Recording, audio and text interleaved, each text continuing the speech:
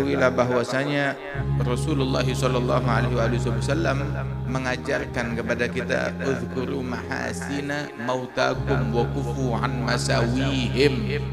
Sebutkan, ceritakan kebaikan-kebaikan orang-orang yang sudah meninggal dunia di antara kalian, dan tutup mulut, jangan bahas keburukan orang yang sudah meninggal dunia. Dan memang seperti inilah kita diajarkan oleh Rasulullah sallallahu alaihi wasallam, man kana yu'minu billah wal yawmil akhir falyaqul khairan aw liyasmut. Barang siapa yang beriman kepada Allah dan hari akhir, hendaknya dia berucap ucapan yang baik atau diam.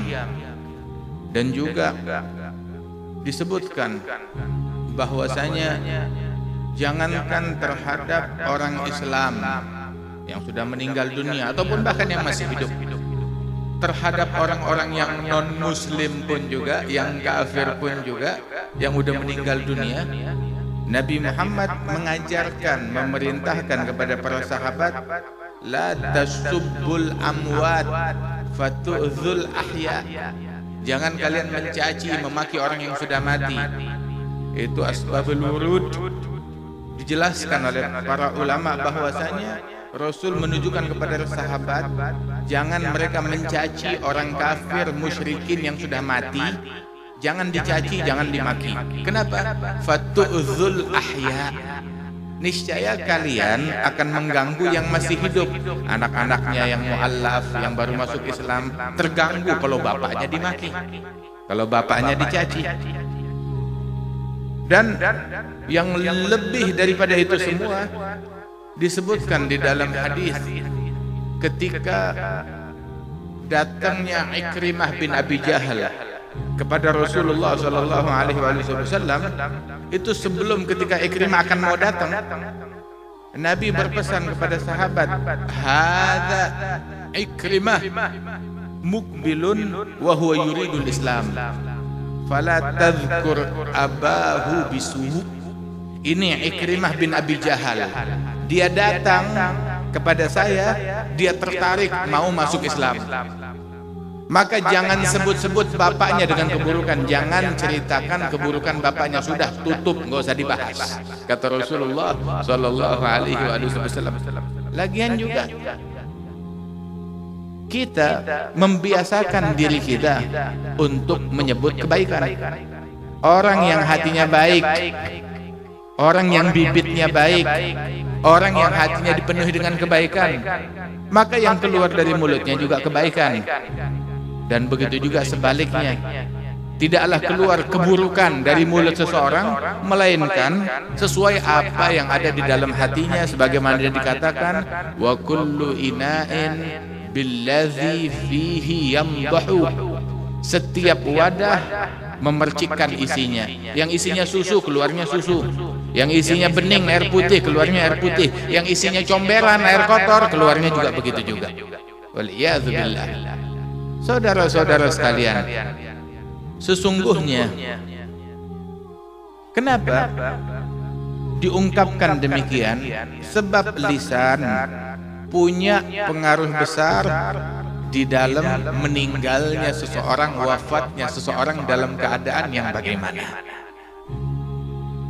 Sampai-sampai dikatakan, disebutkan di dalam hadis sahih Bukhari wa fi ghairihi, disebutkan tentang sahabat yang meninggal dalam jihad bersama Nabi Muhammad.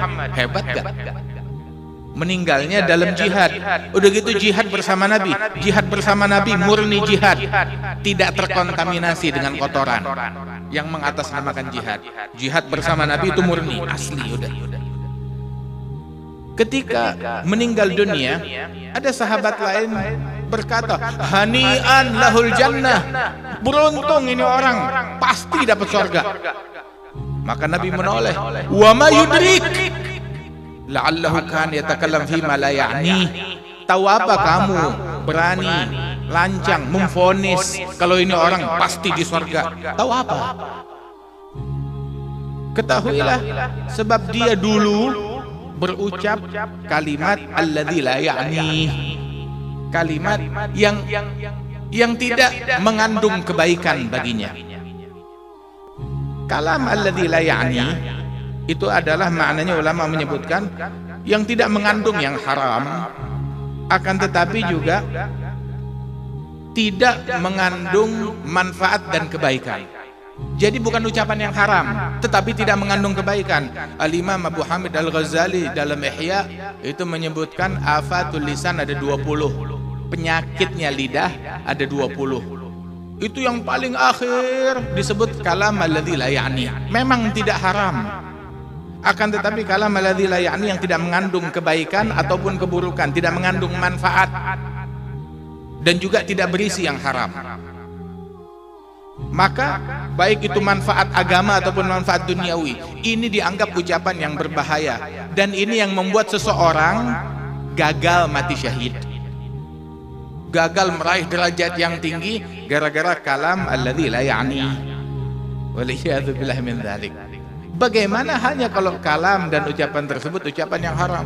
Dalam hadis Rasulullah menyebutkan bahwasanya inna rajul la yatakallamu bi kalimatin la yulgi laha balan fayahwi biha fi ga'ri jahannam 70 kharifa wa fi riwayah ab'ad min ats-thuraya. Seseorang dia mengucapkan satu kata, satu kalimat yang dia pikir kalimat ini kecil, ringan, mudah saja, tetapi dampaknya dia masuk ke dalam neraka, dilempar ke jurang neraka 70 tahun, dilempar belum nyampe ke dasarnya. Bayangin, coba kita pikir, manjatnya bagaimana, keluarnya bagaimana? 70 tahun dilempar belum nyampe ke dasar, naiknya bagaimana? Kita kalau dilempar ke sumur aja 2 detik nyampe ke bawah, manjatnya susah setengah mati. Nah ini 70 tahun belum nyampe ke dasarnya, bagaimana cara dia keluar? Waliyadzubillah. Allah Ta'ala mewahyukan kepada Nabi Musa, ya Musa, man mata taiban minal ghibah fahuwa akhir man yadkhulul jannah. Wahai Musa, barang siapa yang meninggal dunia dalam keadaan dia sudah bertaubat dari gosip, bertaubat dari ngomongin orang, udah taubat dari ngomongin orang, dia meninggalnya udah taubat, cakep gak? Barang siapa yang meninggal dunia dalam keadaan sudah bertaubat dari ghibah, dari gosip, dari ngomongin orang, maka dia adalah manusia terakhir yang masuk surga. Paling akhir masuk surga itu dia sudah taubat. Wa man mata musirran 'alal ghibah fahuwa awwal man yadkhulun nar. Barang siapa yang meninggal dunia dalam keadaan dia belum bertaubat dari ghibah, dari gosip, maka dia orang yang pertama masuk ke dalam api neraka. La ilaha illallah.